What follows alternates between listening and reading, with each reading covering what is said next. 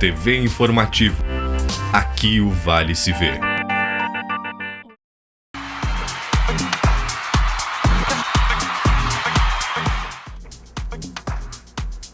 A noite do Brasil buscar confirmação nas eliminatórias da Copa do Mundo. E semana do Lajadense jogar a vida aqui no Estádio Alviazul contra o Veranópolis. É agora, no Papo de Boleiro.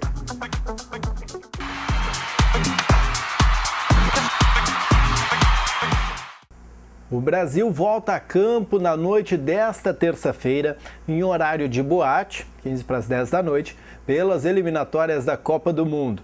Depois daquele empate em 2-2 com o Uruguai, na sexta-feira santa, a seleção de Dunga busca a melhor posição na tabela diante do Paraguai, em Assunção.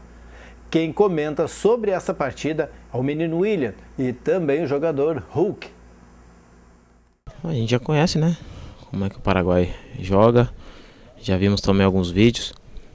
Uma equipe chata, uma equipe que briga bastante, né, pela bola, marca forte.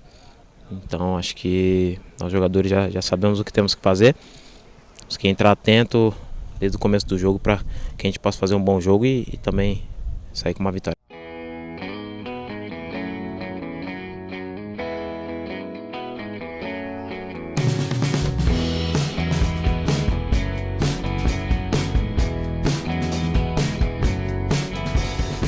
Mais uma vez as coisas voltaram ao normal, o artilheiro voltou a aparecer e hoje com 3 fui decisivo e fui eleito o melhor do rachão e o pior hoje foi o Hulk. Hoje demonstrou que o Elias não fez falta e sim o Hulk voltou ao seu normal, para mim o pior dos dois toques. A Miranda deu sorte, né? Se escondeu atrás da vitória, o time dele ganhou, por isso que ele se salvou hoje, mas ele é sempre o pior do rachão. Perdemos, né, infelizmente, mas a próxima a gente ganha.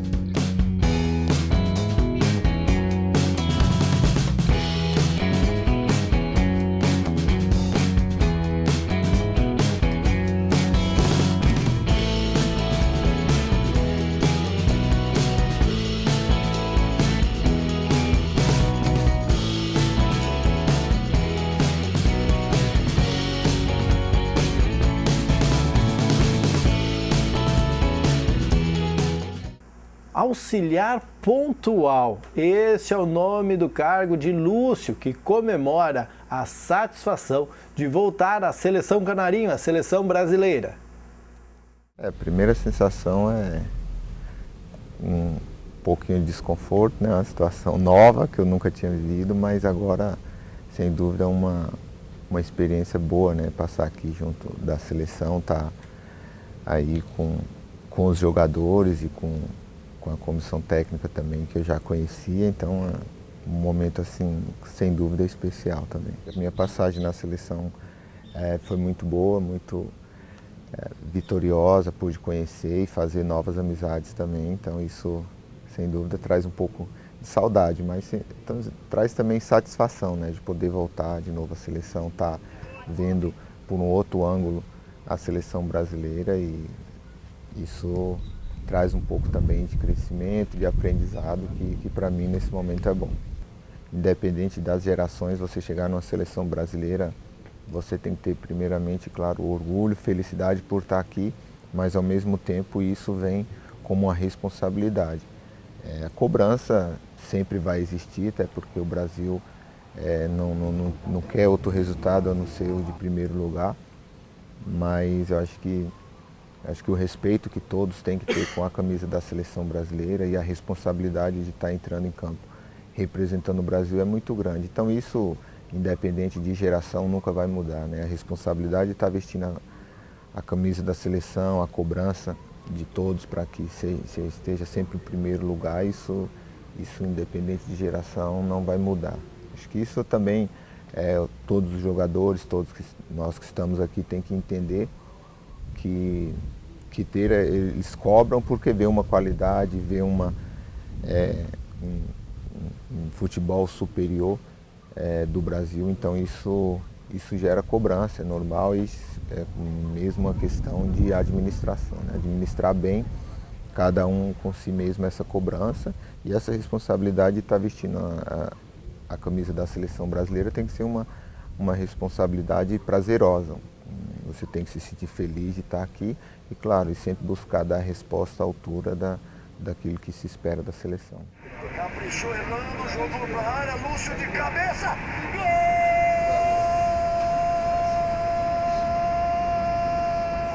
Eu fui abençoado aí por ter feito aquele gol, mas eu acho que toda a história do jogo, toda a história daquela Copa das Confederações também mexeu com todo mundo, né? A gente fez uma preparação excelente, fez uma caminhada até então naquele primeiro tempo entre Brasil e Estados Unidos muito bom, né? Então ali naquele primeiro tempo a gente não conseguiu dar continuidade, evoluir e não jogamos um bom primeiro tempo, tanto que saímos perdendo de 2-0. Então, pelo fato de ter aquela reviravolta, aquela superação do nosso time, então esse gol foi como a cereja do bolo mesmo, como a gente fala. Então foi um gol assim, importante, uma partida também que mostrou que você nunca pode desistir dos seus sonhos, lutar bastante ali. Tinha jogadores que sonhavam com aquele título e eu também era um deles.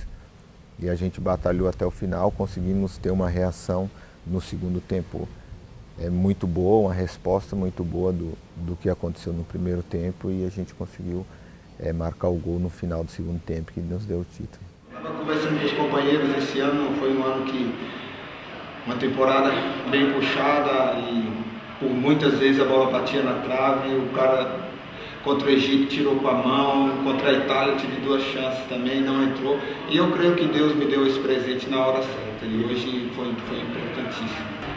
Felicidade com certeza muita, primeiramente por ter dado alegria para a nação brasileira e também voltar para casa, minha esposa, meus filhos, poder abraçar, poder estar junto e com certeza aproveitar bastante esse momento importante na minha vida. Esse mosaico ficou legal, né? Com a Copa do Mundo e os nomes ali ficou legal. Primeira oportunidade, eu gostaria tanto para ver também a minha história, mas ver a história da seleção brasileira, poder conhecer mais, poder relembrar alguns momentos importantes dentro da seleção. Quero estar aí podendo visitar o Museu da Seleção Brasileira e também poder rever juntos alguns momentos especiais da seleção. Grande abraço. Era impossível esconder o sorriso no final da partida, após séria lesão atuando por seu clube em 2015, o Barcelona. Rafael Alcântara retornou aos gramados neste domingo lá em Maceió com a camisa da seleção brasileira. Foi um amistoso contra a África do Sul disputado no estádio Rei Pelé. Antes de subir no ônibus, ele já brincava que a saudade era grande. Treinando normalmente desde que se apresentou à seleção olímpica, ele não entrou em campo no amistoso contra a Nigéria, mas ouviu a torcida pedir seu nome. Neste domingo, novamente o público queria ver Rafinha em ação e quando viu, não teve do que reclamar. Ele atuou em 2 posições. Enquanto Felipe Anderson esteve em campo, o jogador do Barcelona foi uma espécie de volante. Mais adiantado, depois da substituição do camisa 10, Rafael Alcântara mostrou que não desaprendeu nada com o tempo fora dos gramados. Com um passe milimétrico, ele deixou Andréas Pereira livre para marcar o gol da vitória brasileira por 3-1. Dá uma olhada nos gols. Veja ali o Dória, Rodrigo Caio, o Wallace por lá, Felipe Anderson bateu, vem o desvio! Gol!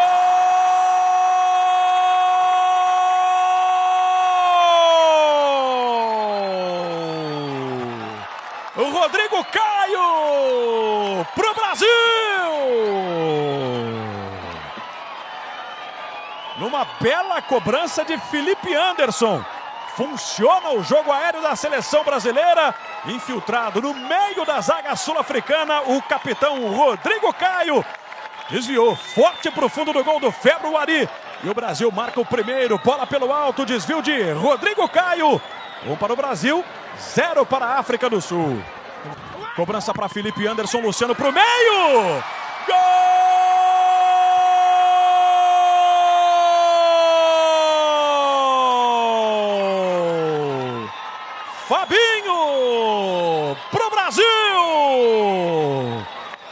uma vez, se valendo da bola parada. O que mostra que essa garotada está desempenhando no jogo aquilo que vem treinando.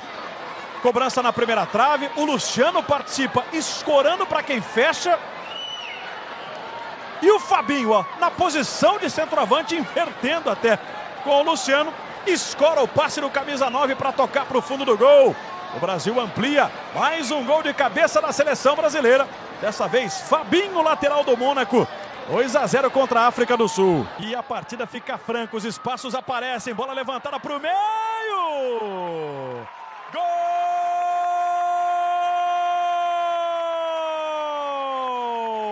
Motiba! Descontando para a África do Sul. Com o torcedor sul-africano, aliás, o torcedor brasileiro dando uma de torcedor sul-africano, aplaudiu o gol de Motiba. O Brasil foi à frente, deu espaço para o contra-ataque.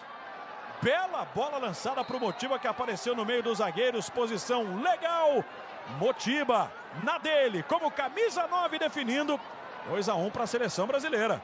Muito boa alteração, ou as alterações do Owen da Gama no intervalo. Que aumentaram muito o campo de jogo, né, para a seleção da África do Sul. Aí com o Malcolm, centralizando.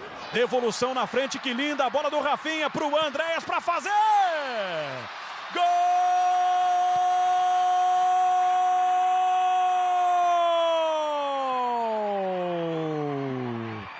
Andréas Pereira para o Brasil!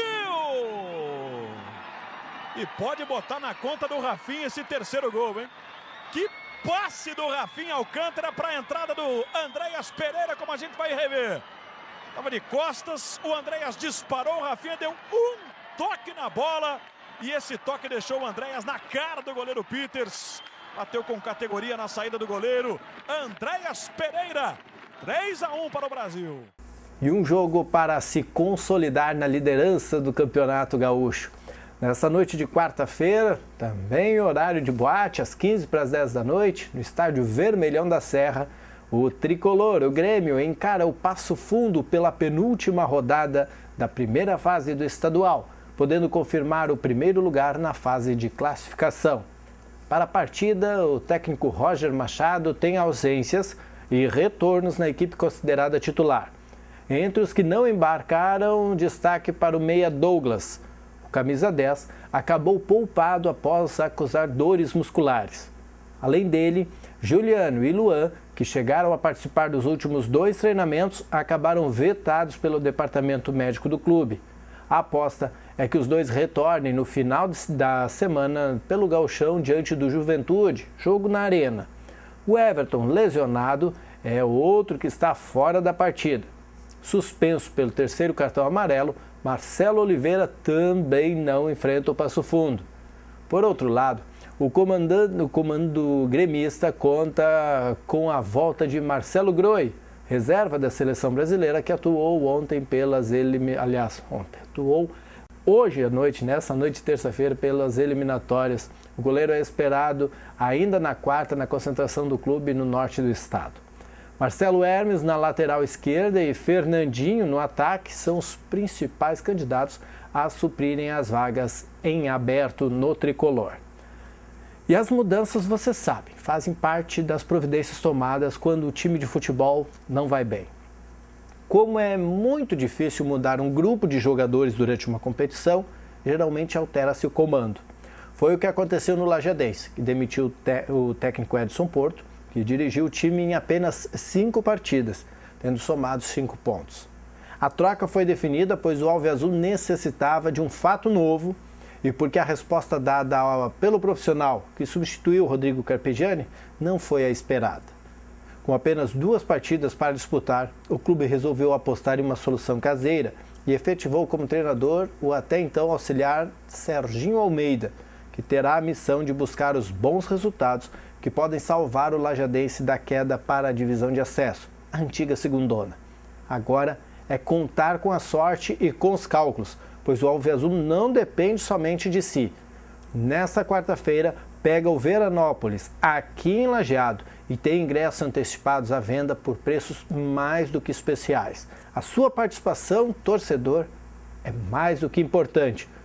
Todo mundo, na quarta-feira, no estádio Alviazul para garantir uma vitória do Lajadense. E depois, no fim de semana, tem Ipiranga e Lajadense lá em Erechim para definir se o Lajadense continua ou não na primeira divisão.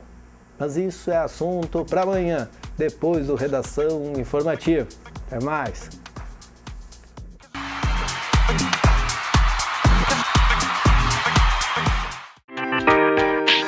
TV Informativo.